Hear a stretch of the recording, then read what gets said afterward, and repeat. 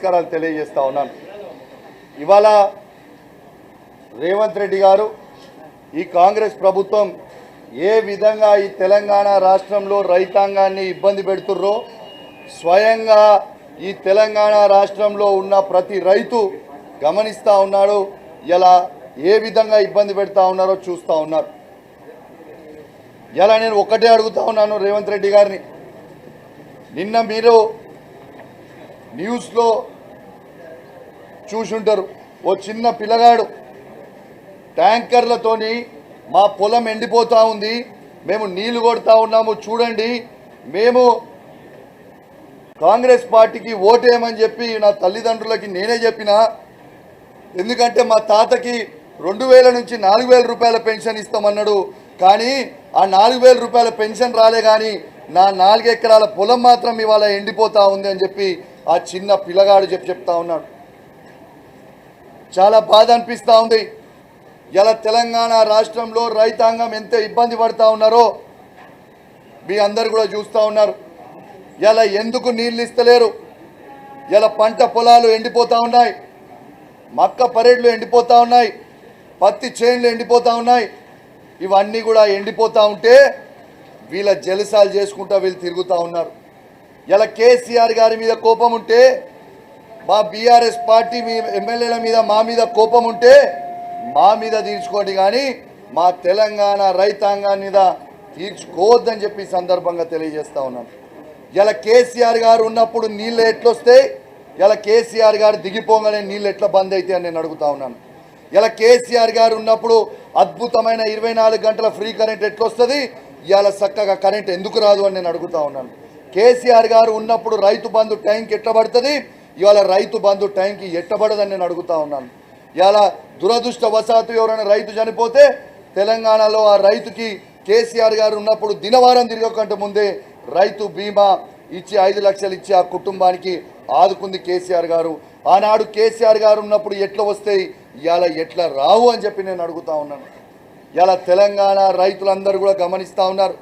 నేను చెప్తా ఉన్నాను, ప్రత్యేకంగా నా హుజురాబాద్ నియోజకవర్గంలో DBM 21, 22, 23, 24 మరియు DBM 29L ఈ DBMతో నీళ్ళు ఇవ్వకుండా ఇబ్బంది పెడతా ఉన్నారు.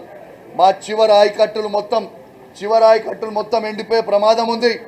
ఇలా మా కమలాపూర్ మండలంలో అంబాల, శ్రీరాములపల్లి, నేరెళ్ళ, మాదనపేట, గోపాల్పూర్, శనిగరం, ఇలా లక్ష్మీపూర్, ఇలా అదేవిధంగా జమ్మికుంట మండలంలో నగురం, ఇల్లంతకుంట మండలంలో పాతర్లపల్లి, బూజ్నూర్, సీతంపేట, ఇలా వావిలాల, ఇవన్నీ కూడా చాలా ఇబ్బంది పడుతూ ఉన్నాం. ఇలా నీళ్లు వస్తలేవు.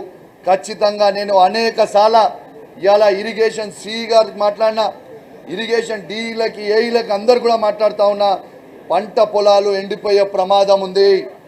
ఎట్టు పరిస్థితుల్లో మీరు కంపల్సరీ నీళ్ళు ఇవ్వకపోతే ఖచ్చితంగా రైతులని తీసుకొని నేను రోడ్ ఎక్కుతా అని చెప్పి కూడా ఈ ప్రభుత్వాన్ని హెచ్చరిస్తా ఉన్నా అని చెప్పి సందర్భంగా తెలియజేస్తా ఉన్నాను.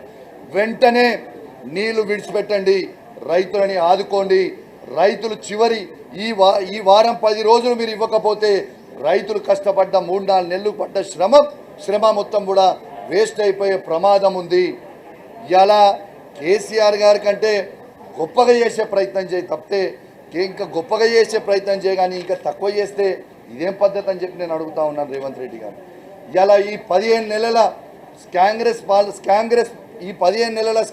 పాలన ఎట్లుందంటే, ఇవాళ 15 స్కాములు. ఇవాళ సన్న బియ్యం స్కామ్, బుడద స్కామ్, ఇసుక స్కామ్, BRU ట్యాక్స్ స్కామ్, నకిలీ మద్యం scam, RTC ticketing scam, Amrit టెండర్ల స్కామ్, రోడ్ల స్కామ్, TDRల స్కామ్, ఇలా కులగన పేరిటిన scam, Swachh bio scam, 4th city పేరిటిన స్కామ్, 20% కమిషన్ పేరిట స్కామ్, కొడంగల్ లిఫ్ట్ కాంట్రాక్ట్ల స్కామ్, లగచెర్ల భూముల స్కామ్. ఈ స్కామ్గ్రెస్ పాలన ప్రజలు మొత్తం కూడా గమనిస్తూ ఉన్నారు. తస్మాత్ జాగ్రత్త అని చెప్పి సందర్భంగా హెచ్చరిస్తూ ఉన్నాం. అదేవిధంగా రేవంత్ రెడ్డి గారు ఒక ముఖ్యమంత్రి అని మర్చిపోయి ఏ విధంగా మాట్లాడుతుర్రో యావత్ తెలంగాణ ప్రజలందరూ కూడా గమనిస్తూ ఉన్నారని చెప్పి సందర్భంగా తెలియజేస్తూ ఉన్నాను. ఇలా ఇంతకుముందు ఆది శ్రీనివాస్ గారు ఇక్కడ మాట్లాడుతూ ఉన్నారు, ఏదో ముఖ్యమంత్రి అంటే చాలా గ్రేటు, ఏదంటే అది చేస్తాడు కేసీఆర్ గారు ముఖ్యమంత్రి పదవి. ఎస్, మాకు పదవులు ముఖ్యం కాదు, మా కేసీఆర్ గారికి తెలంగాణ తెచ్చిపెట్టిందే గొప్ప, పదవులు మాకు గొప్ప కాదు అని చెప్పి కూడా రేవంత్ రెడ్డి గారికి తెలియజేస్తా ఉన్నాను. ఎస్, తెలంగాణ తెచ్చిందే కేసీఆర్ గారికి కొన్నంత పేరు. అదేవిధంగా కేసీఆర్ గారు ముఖ్యమంత్రి ఉన్నప్పుడు ఈ 10 సంవత్సరాలు ఏ విధంగా కేసీఆర్ గారు అద్భుతమైన అభివృద్ధి చేసిండో యావత్ ప్రపంచానికి చూపించిండు, దేశానికి కూడా కాదు ప్రపంచం మొత్తం తిరిగి చూసేలాగా ఇలా చేసిండని చెప్పి కూడా ఈ సందర్భంగా తెలియజేస్తా ఉన్నాను. ఇలా ఒక ముఖ్యమంత్రి స్థాయి ఉండి సిగ్గు లేకుండా శరం లేకుండా రేవంత్ రెడ్డి గారు ఇలా ఎదుటి ఒక ఎల్ఓపి లీడర్ని చావుని కోరుకుంటారా అండి? ఎవరన్నా నాకు అర్థం కాదు. ఎల్ఓపి లీడర్ చావు కోరుకుంటే ఎంత సిగ్గుచేటు. ఓ ముఖ్యమంత్రి స్థాయిలో ఉన్నాడు చావు గురించి మాట్లాడతాడా? నువ్వు చావాలని ఇంతకుముందు ఇంత 100 మంది ముఖ్యమంత్రులు ఉన్నారు, 100 మంది ఎల్ఓపి లీడర్ లేరు, కానీ ఎవరు కూడా ఒకరు చావాలని కోరుకోలేదే. ఇంత దరిద్రంగా ఉంటుందా అని చెప్పి నేను అడుగుతా ఉన్నాను. ఇలా ఈ తెలంగాణ రాష్ట్రంలోనే 3 లక్షల పిచ్చి కుక్కలు ఉంటాయి. ఆ పిచ్చి కుక్కలకు అధ్యక్షుడే రేవంత్ రెడ్డి అని చెప్పి ఈ సందర్భంగా మీకు తెలియజేస్తా ఉన్నాను. నువ్వు ఒక్క మాట అంటే మేము 100 మాటలు అంటాం రేవంత్ రెడ్డి గారు, తస్మాత్ జాగ్రత్త అని చెప్పి కూడా హెచ్చరిస్తూ ఉన్నానని చెప్పి ఈ సందర్భంగా తెలియజేస్తా ఉన్నాను. మొరిగే కుక్కలు మొరుగుతూనే ఉంటాయి, మొరుగుతూనే ఉంటాయి. కొండను చూసి కుక్కలు మొరుగుతే కొండకు చేట. నేను అడుగుతా ఉన్నాను రేవంత్ రెడ్డి గారు, ఒక్కటి మీరు తెలంగాణ రాష్ట్రానికి ముఖ్యమంత్రి అనేది మర్చిపోకరు. ఇలా తెలంగాణ ప్రజలందరూ కూడా నువ్వు కేసీఆర్ గారు చావాలని నువ్వు కోరుకుంటున్నావు కావచ్చు, కానీ కేసీఆర్ గారు సచ్చే టైప్ కాదు బాబు, గుర్తుపెట్టుకో. కేసీఆర్ గారు చావు నోట్ల తలబెట్టి తెలంగాణ తెచ్చిన వీరుడు కేసీఆర్ అని చెప్పక తప్పదని చెప్పి ఈ సందర్భంగా తెలియజేస్తాం. తెలంగాణ ప్రజలారా ఒక్కసారి ఆలోచన చేయండి, ఇదే కేసీఆర్ గారు లేకపోయి ఉంటే మన తెలంగాణ వచ్చేదా?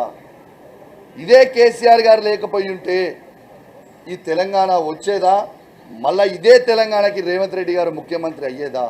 నీకు కూడా రాజకీయ భిక్ష పెట్టింది కేసీఆర్ అనేది విషయం నువ్వు మర్చిపోకు రేవంత్ రెడ్డి అని చెప్పి చెప్తా ఉన్నా. ఇలా ప్రజలు ఏ విధంగా ఉన్నారంటే, నువ్వు ఇచ్చిన 6 గ్యారంటీలు హామీలుతో ఏ విధంగా అయితే నువ్వు ప్రజలకు ఇచ్చినావు, ప్రజలని నమ్మించినావో, నిన్ను నమ్మి ప్రజలు ఓటేసినందుకు ఇలా ప్రజలు పెడుతున్న శాపనార్థులకు కుక్క జావు చచ్చేది రేవంత్ రెడ్డి అని చెప్పి సందర్భంగా తెలియజేస్తా ఉన్నాను. గ్యారంటీగా చెప్తా ఉన్నాను, ఇది తెలంగాణ ప్రజలు పెట్టే శాపాలకి కుక్క సాగు చచ్చేది రేవంత్ రెడ్డి అని చెప్పి చెప్పక తప్పదని చెప్పి సందర్భంగా తెలియజేస్తా ఉన్నాను. అదేవిధంగా నిన్న ఒక జర్నలిస్టు పాపం రైతు బంధు రాలేదు అనే ఆవేదనతోని, రైతు రుణమాఫీ కాలేదని ఆవేదనతోని, రైతు నీళ్లు వస్తలేవు నా పంట ఎండిపోతుందని ఆవేదనతోని ఒక జర్నలిస్ట్కి ఇంటర్వ్యూ ఇస్తే నువ్వు ఇంటర్వ్యూ తీసుకుంటావా అని ఆ జర్నలిస్ట్ని తీసుకుపోయి కేసులు పెట్టి, అక్రమ కేసులు పెట్టి, నాన్ బెయిలబుల్ కేసులు పెట్టి, ఇబ్బంది పెట్టి ఆ జర్నలిస్ట్ని తీసుకుపోయి జైల్లో పెట్టడం ఎంతవరకు కరెక్ట్ అని నేను అడుగుతాను. జర్నలిస్ట్ మిత్రులారా, మీ అందరు కూడా ఆలోచన చేయరు. మీరు ఎవరిని ఇంటర్వ్యూ చేసినా, మీరు ఏం చూపించినా మిమ్మల్ని జైల్లో పెడతా అంటున్నాడు. ఇది డెమోక్రసీ అని చెప్పి నేను అడుగుతా ఉన్నాను. ఎస్, సిగ్గు లేకుండా జర్నలిస్ట్ని ఎందుకు అంటున్నావు అని నేను అడుగుతా ఉన్నాను రేవంత్ రెడ్డి గారు. నువ్వు చక్కగా పాలన చేస్తే ఆ రైతుని నువ్వు తిట్టాడు కదా, ఇదే నీళ్ళు ఇచ్చుంటే ఆయన తిట్టేటోడు కాదు కదా, ఇదే రైతు బంధు నువ్వు ఇచ్చుంటే ఆయన తిట్టేటోడు కాదు కదా, ఇదే రుణమాఫీ 100% నువ్వు చేస్తా అన్నావు చేసుంటే తిట్టేటోడు కాదు కదా, ఇదే నీళ్లు ఇచ్చుంటే పొలాలు ఎండిపోకపోయి ఉంటే నేను తిట్టేటోడు కాదు కదా. జైల్లో పెట్టాల్సింది జర్నలిస్ట్ అని కాదు, జైల్లో పెట్టాల్సింది ఈ ఓటు నోటు దొంగ అయినా రేవంత్ రెడ్డిని జైల్లో పెట్టాలి తప్పితే పాపము